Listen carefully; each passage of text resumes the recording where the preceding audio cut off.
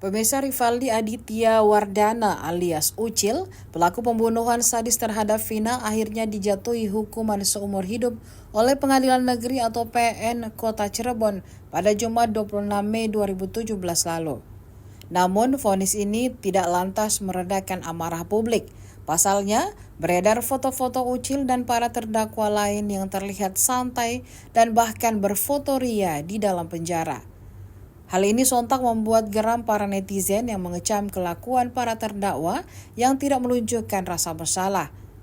Dalam foto-foto yang beredar, Ucil terlihat mengenakan penutup tangan berwarna hitam, diduga untuk menutupi tato di lengannya.